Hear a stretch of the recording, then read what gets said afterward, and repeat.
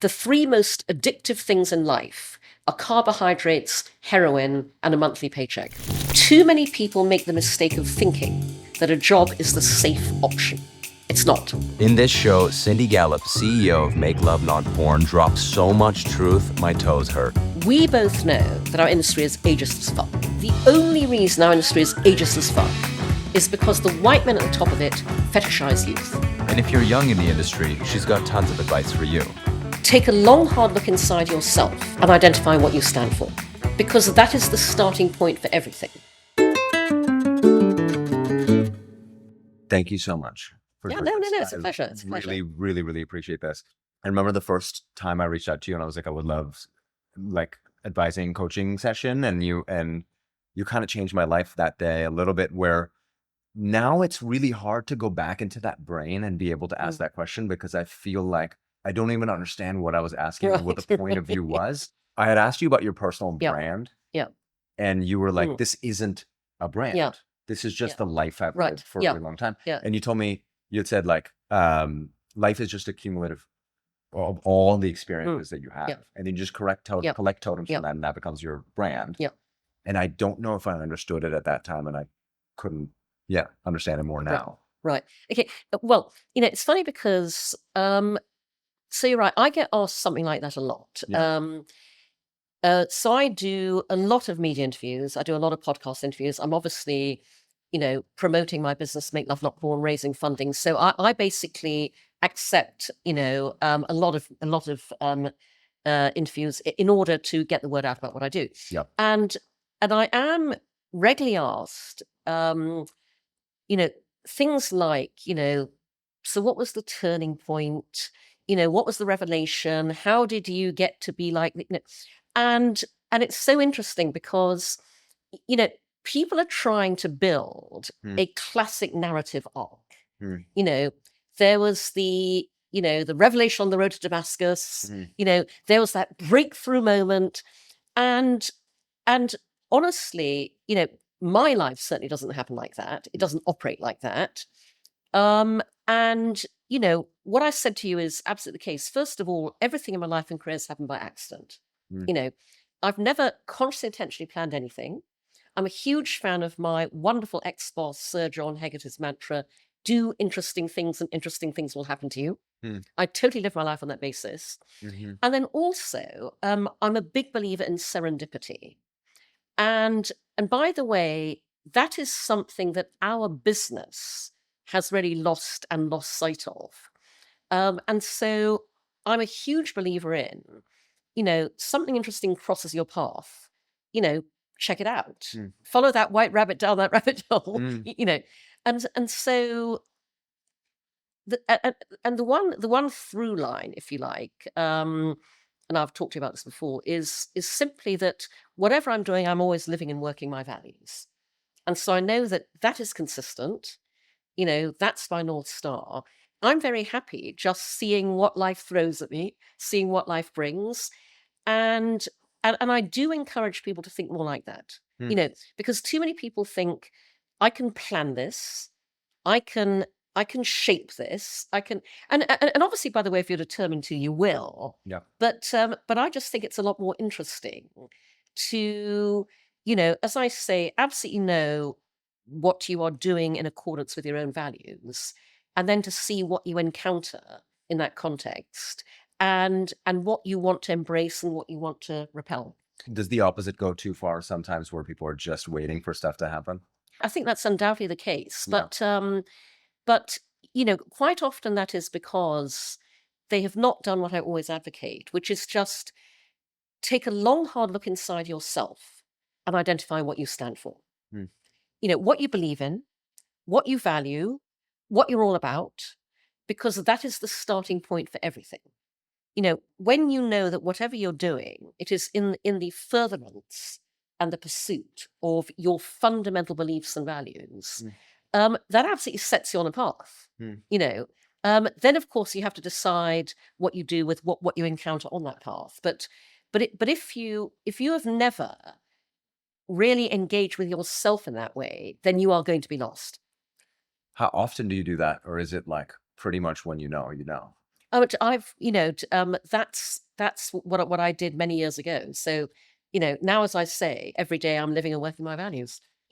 One of the things that I'm driven by is, and this is interesting, but and I'll share it with you and our audience, in a very specific context, because there's a wonderful organization called Catalyst, that for many decades has been doing research on how to achieve gender equality.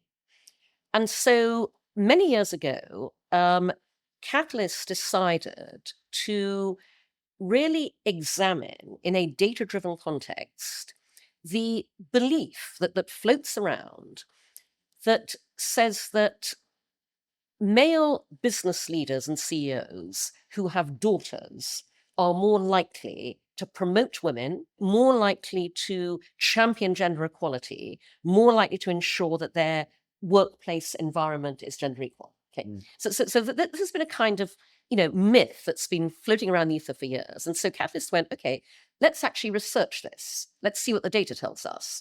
And so they surveyed a ton of male leaders and CEOs across industries. And what they discovered was that male business leaders with daughters were absolutely not more inclined to ensure that women were more equal in their workplace. Yeah. There was no difference between male leaders without daughters and male leaders with daughters in that context.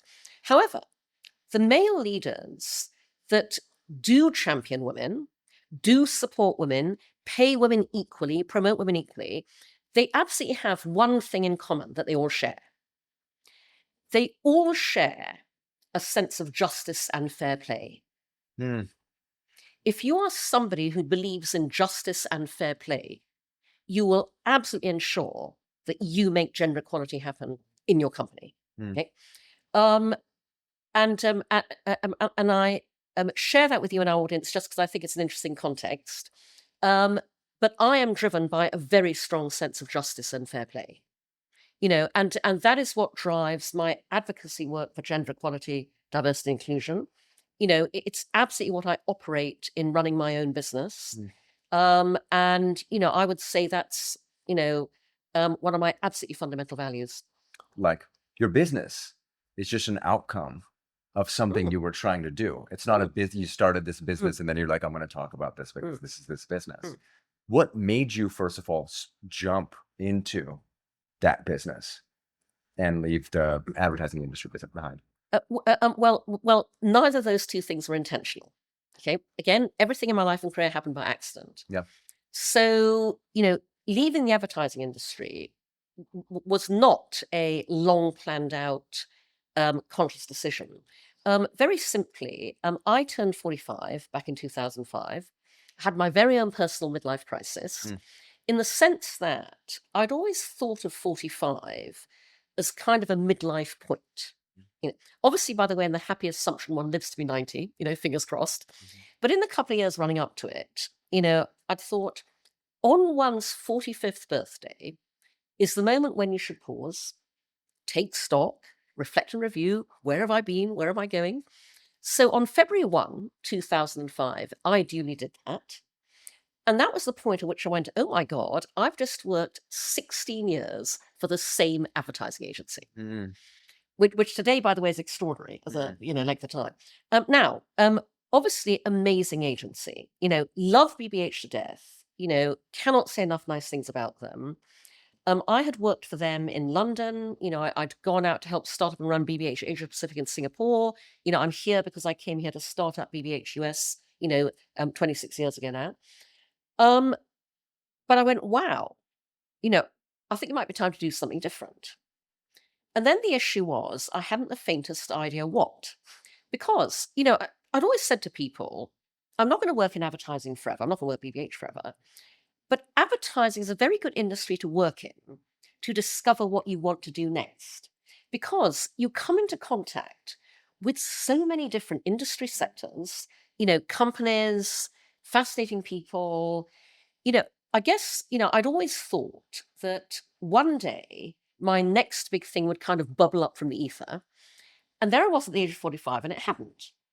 So vast amounts of thought and angsting ensued. And eventually I went, if I want to examine every possible option open to me for what is effectively the second half of my life, maybe the best thing to do is to put myself on the market very publicly and go, okay, guys, here I am. What do you got? And see what comes.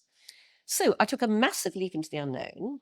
I resigned as chairman of BBH US in the summer of 2005 without a job to go to. And honestly, it was the best bloody thing that I ever did in my life. Um, because I am now evangelical about working for yourself. Too many people make the mistake of thinking that a job is the safe option. It's not. Because in a job, you are at the complete mercy of management changes, industry downturns, marketplace dynamics. I always say to people, whose hands would you rather place your future in? Those of a large corporate entity who at the end of the day doesn't give a shit about you, or somebody who will always have your best interests at heart, i.e. you.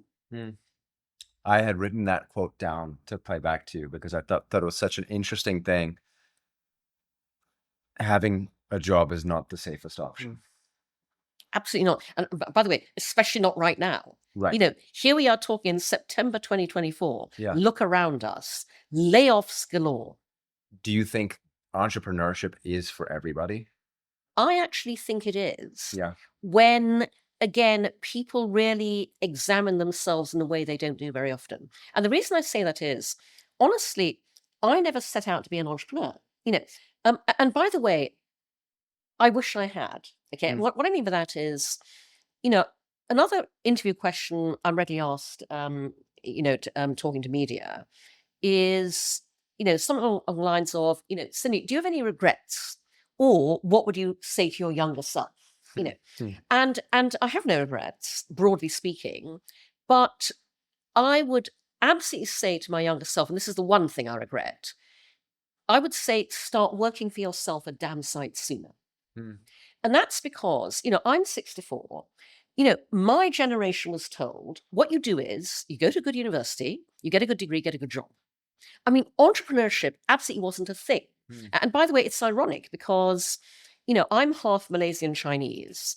I mean, in Asia, entrepreneurship permeates the social fabric because everyone is starting small businesses.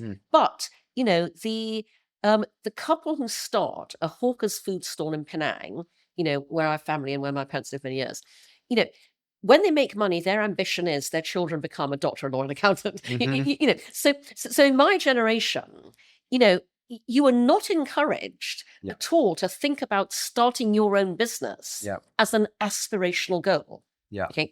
So honestly, I really wish that I had been acculturated to think like that a damn sight sooner. In that context, you know, I'm an entrepreneur who did not actively choose that path. You know, again, it happened by accident.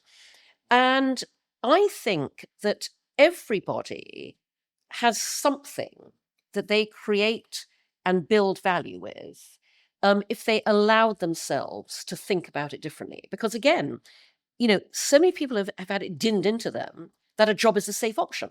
You know, Fred Wilson, who's a very well-known venture capitalist here in New York, has a great quote from years ago.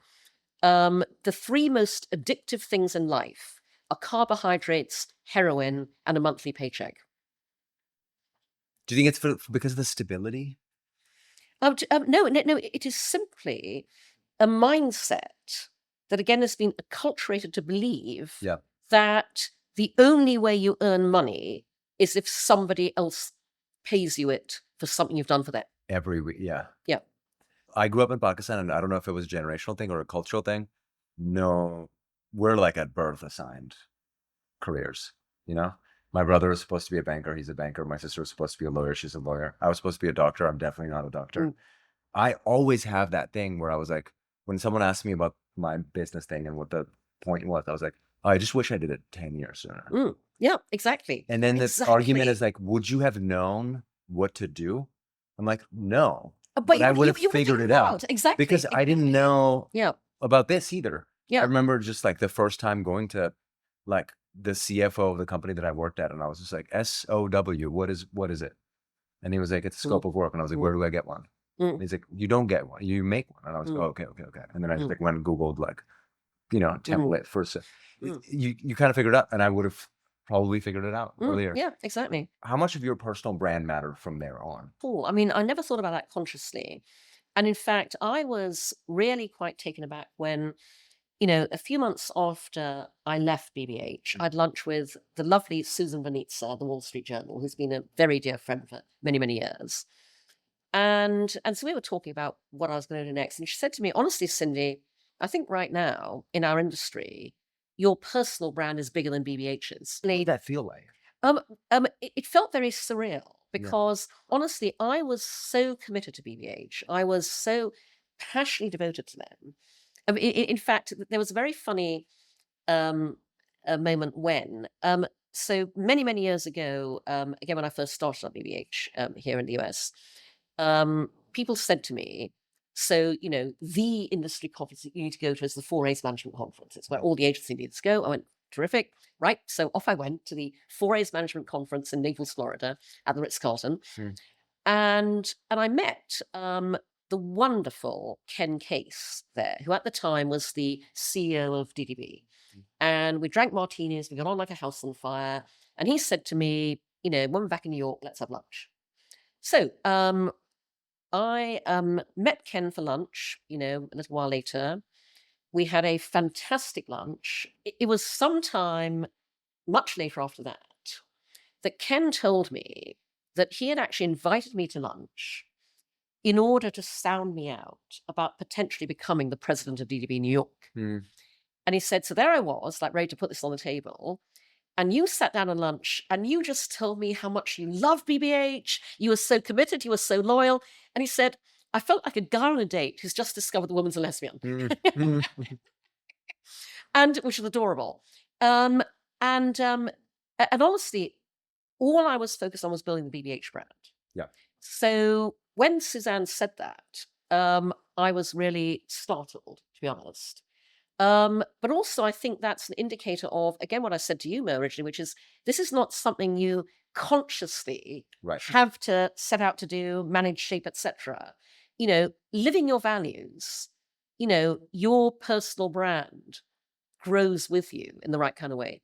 You mentioned earlier that you're biracial. You have these two ways of looking at the world bottled up inside you. What is that like? What is that whole situation like? Well, I think, again, I think being mixed race is absolutely what has driven me in a number of different ways, because, and I'll just explain for the benefit of our viewers that, I am half English. I'm half Malaysian Chinese. My father was English, died a few years ago. My mother is Malaysian Chinese, still very much with us, thank goodness, living in a lovely care home in London. She's the sweetest. I've seen pictures of like the most adorable person. I was born in the UK, but when I was 6, we moved to Brunei in Borneo. My childhood in Asia was informed by racism.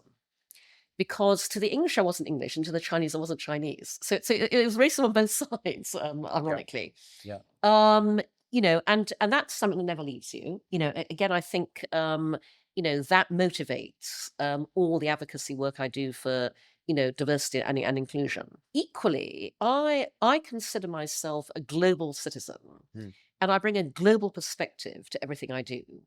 I always remember, by the way, one very entertaining example of this. I was working in London in advertising.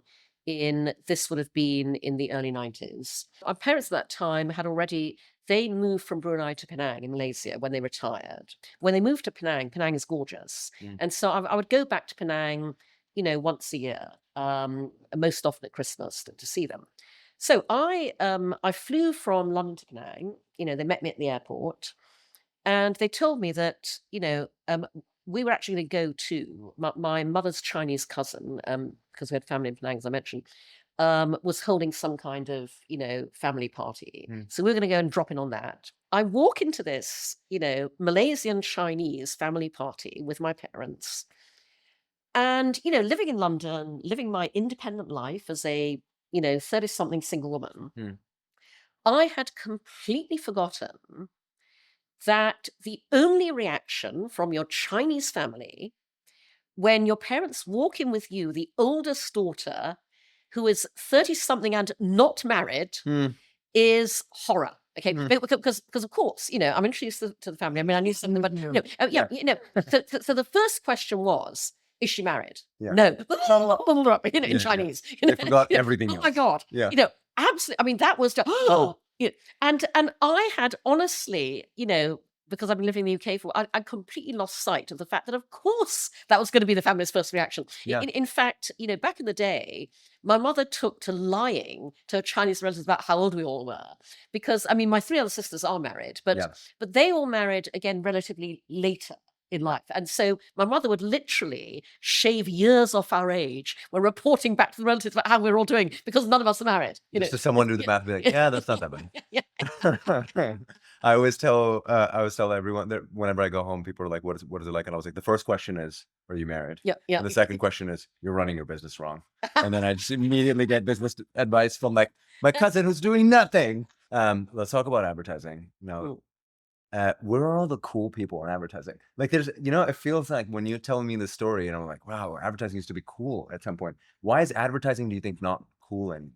I'll tell you exactly where all the cool people in advertising are. Yeah. Mo, you can come and find them all from the 15th to 18th of October at Black Week. Yes. Hey, you didn't Seriously. expect that this was an ad, huh? Both of us are going to be there. Come.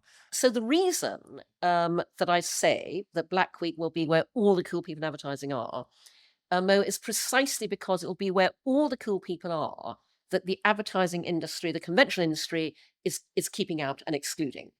That is why you asked me that question. And you will absolutely see how our industry, by being, inequitable to anyone who is not a straight white guy, is absolutely keeping out the cool. So I'm very excited for Black Week. I'm on the steering committee. I'm an advisor to Black Week, to Joe and Walter, who were the two wonderful co-founders. And by the way, our listeners can find all the details at blackweek.co. But I will be giving a keynote at Black Week on why the future of advertising is Black women. Don't miss that.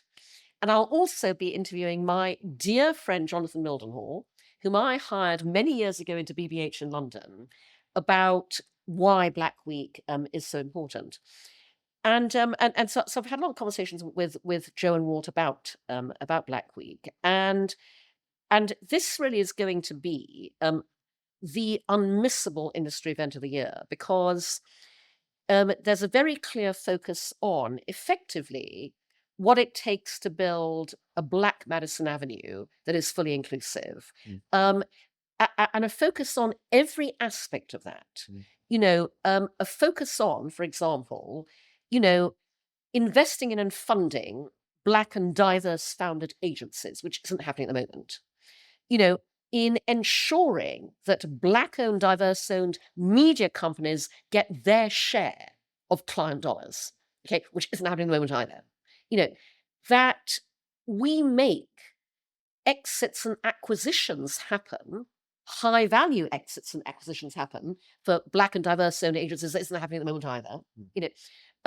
Obviously, that we enable Black and diverse creativity in a way that isn't happening.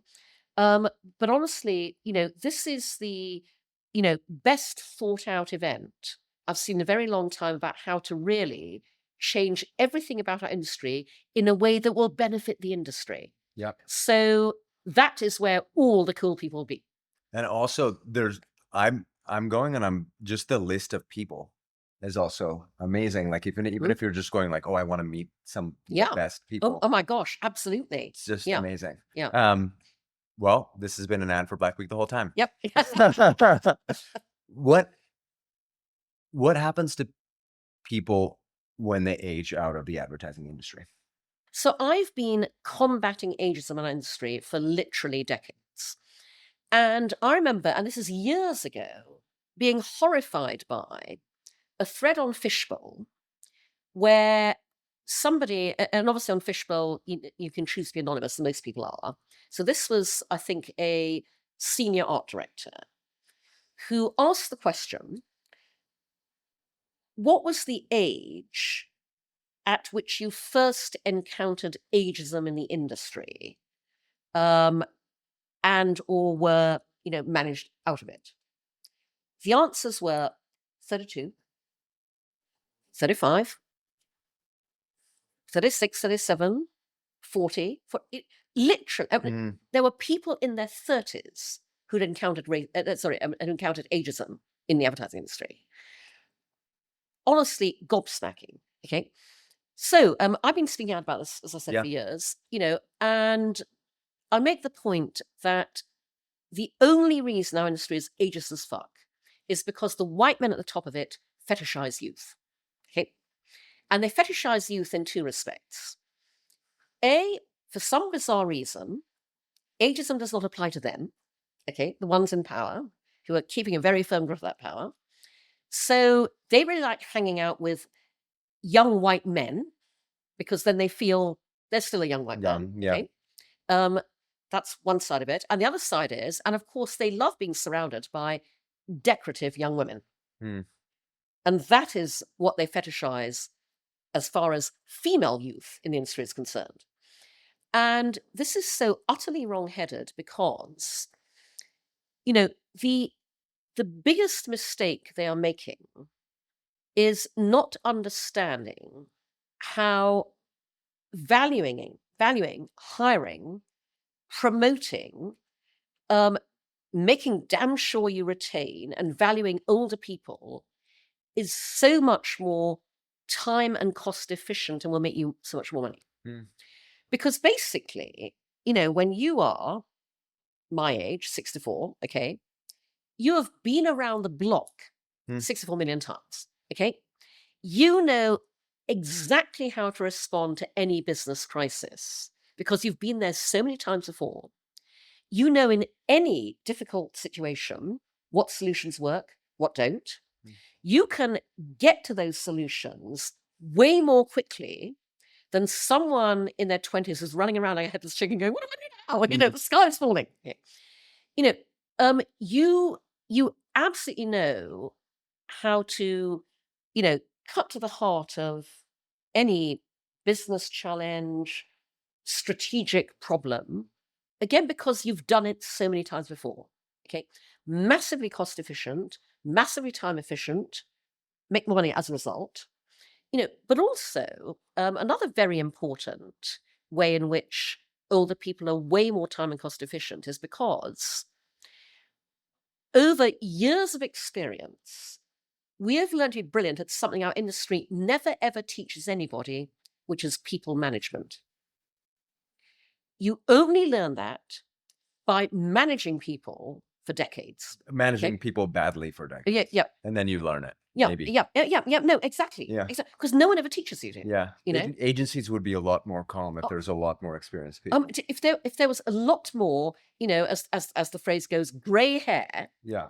Absolutely keeping things calm, keeping things stable, managing people, knowing what needs to be done when it needs to be done. Oh my God, all of that adds up to way more efficiency and making way more money. It's funny that you said that, like, fishbowl comment for 30s. I had not read that, but I had my first ECD boss, the person that hired me and kept me in the United States, was like just this legendary ad guy. And I won't say his name, but everybody knew him. And he was like, I'm going to teach you everything. No one had picked me. Like, it was just a terrible moment till then. And I was just like crying, this guy's going to teach me. And 3 months later, he retired. He was forced to retire. And the rationale was he doesn't know digital or whatever it is. And I was just like, oh, he knows ideas. He knows ideas. And I think that guy still would be so incredible at advertising. Yeah.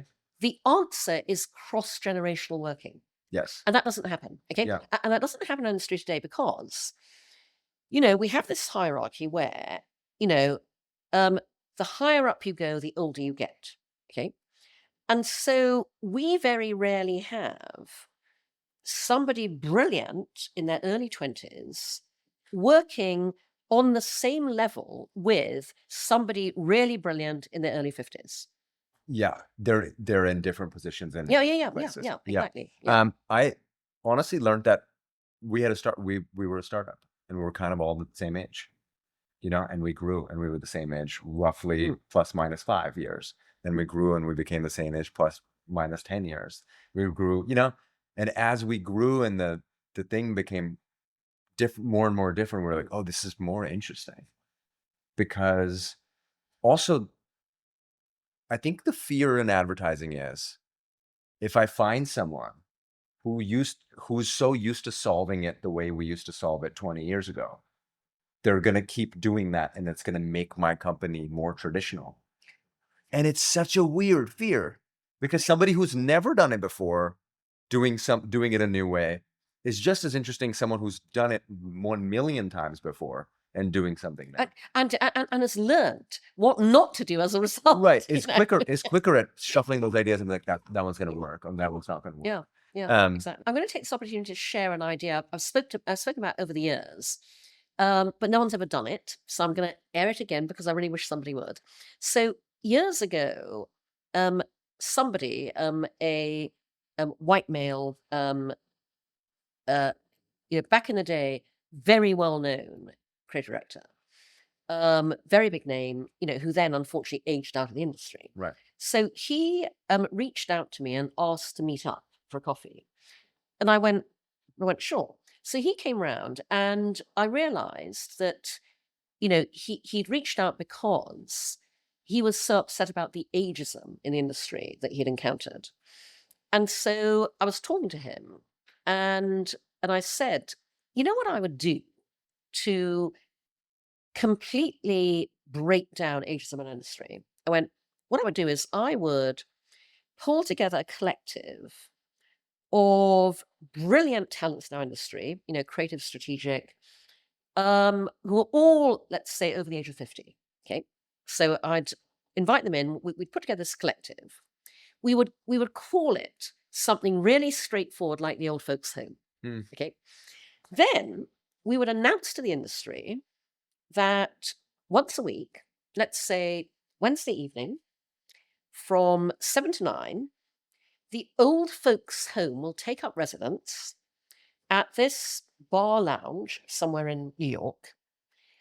And anybody in the industry can come there from 5 to 7 on Wednesday evening and ask any of us anything about the business problems they're facing. Oh my God, that would be bring their portfolio for a review with the creatives. Come and consult us about a pitch, whatever. Anybody on one condition: you can only do that if you are under 25. Oh no! And can I buy because first of all, shit. The old folks' home would be swamped by the young people in our industry going, oh my God, what do I do now? Yeah. Etc. Young creators trying to build their books. And secondly, they would go back to their agencies and go, fuck me, those guys are brilliant. And that would spread. And that is one way that you overcome ageism in our industry. That's so cool. I love your idea all the way up until you said 25, because that means I can't purchase it. I was like, oh shit, tell me more. How do I go there? You said the future isn't ad units, but it's ad products. I found that so fascinating. And on that podcast, you guys went off that topic almost too quickly for me. I was like, wait a minute, that's genius. Could you talk about that more? Sure, because honestly, quite frankly, Mo, I am frequently too ahead of my time for my own good. Okay. And, that's something that I began talking to our industry about years ago with the advent of digital, basically. And trying to get people to see that the future was, not ad units, not display ads, but ad products. And the way I described those was things of utility and value that enhance people's lives. And today, all around us, actually, including at your agency, are demonstrations of what that means. But I was literally talking about that 15 years ago. Our industry has been colluding in its own devaluation for decades. And there is no better demonstration of that than the way our industry threw away its power with big tech. Mm. You know, basically, our industry went with each new tech platform. Ooh, shiny new thing. Oh, please, please, please, Facebook, allow us to advertise with you. Please, please, please, Instagram, allow us to advertise with you. TikTok, please. Instead of going, here's something very interesting. Let's look at this platform because we are the advertising experts. And let's see what we would like to do with this platform. And let's tell this platform, you will get our and our clients' advertising dollars when you do this the way we want it done. Mm. It's Huge missed opportunity. we just put little banner ads and little commercials and little like what we were used to, which is like people are here for this reason. Let's fucking interrupt it with these reasons. And just when Netflix announced advertising, I was the happiest. I was the happiest kid on the block because I was like, they are gonna invent something special. It's the most creative company on the planet. And then they introduced normal ads, and I was like, No. no. No, exactly. I was exactly. Oh, and hurt. And here's something much more fundamental about why this has been a huge problem for our industry and our clients' brands, by the way. So when you leave it to the tech world to decide how advertising is going to work on their platforms, you leave it to a bunch of white tech billionaires who fundamentally hate advertising and think it's a force for evil. Okay? Look at all the advertising running on tech platforms right now. Look at the messages that go, you're allowed to stream this if you just watch these ads within it. Skip this ad. Only 12 more seconds. Only 11 more seconds. Only 10 more seconds. We know it's horrible. We know you hate it. Hang on in there. Don't worry. We'll get to the good stuff. Here's this shitty. Yeah. What all those messages are driven by and what they communicate is advertising is a very bad thing. Yeah. They communicate that advertising is a very bad thing and that everybody therefore has to be begged, bribed, blackmailed, cajoled, persuaded, tricked and deceived into watching it. And that has been very bad for our industry. Yeah. And that is why I am raising funding to build my own ad tech. Is this the first time we're hearing about it? It's the first time you're hearing about it, unless you were at my closing keynote on the main stage at Cannes Lions in June when I told our industry about it. Can you tell everybody about it? As you know, my business, Make Love Not Porn, is banned from advertising anywhere. We are a business whose mission is to help end rape culture. We are banned from advertising on Facebook, Instagram, TikTok, Snapchat, Twitter. I ask you, Twitter bans us when look at the content on Twitter. Reddit bans Make Love Not Porn from advertising when look at the content on Reddit. Okay. So, and by the way, it's not just us, it's gendered. Any female lens, sexual health and wellness measures is also banned. Menstruation, menopause, fertility. In the meantime, male sexual health and wellness, not a problem, which is why erectile dysfunction solutions are advertising everywhere. Okay. I believe in building solutions to my own problems. Okay, so I went, okay, here's a problem. I'm going to have to solve it. The second place this idea came from is, for years, I've exhorted the women of the advertising industry to start ad tech ventures. And the reason I've done that is because ad tech is as white bro dominated as advertising and tech. We as women are the primary targets of all advertising, as the primary purchasers, influencers purchase. But we are targeted and sold to through the white male lens. And to add insult to injury, the white men are the ones making all the money out of that. So for years, I've openly, publicly put the call out, women of the ad industry, start ad tech ventures because we know how to sell to ourselves. So, given the former and the latter, I went, I think it's time I took my own advice. So I decided that I want to build my own ad tech. But I want to build ad tech on the complete opposite of the existing ad tech model, which, as you know, is reach, eyeballs, clickbait, and a shit ton of fraud. I want to build ad tech that serves ads that people actively want to watch. So much so, it'll be destination viewing in itself. which is why I'm calling it Here for the Ads. You'll find a holding page for this at herefortheads.com right now. And this is predicated on what I call sale, not scale. This is ad tech designed to absolutely shift a shit ton of product but doing it by making people love advertising again. Okay. So there are 3 reasons why people are going to want to watch the advertising that my ad tech serves. Okay. The first is when I can build a minimum viable product, I'm going to open up Here for the Ads to everybody like me who is currently banned from advertising, which, as you've just heard, is a very broad swathe of businesses, but also it's not just small businesses like mine, it's the big players.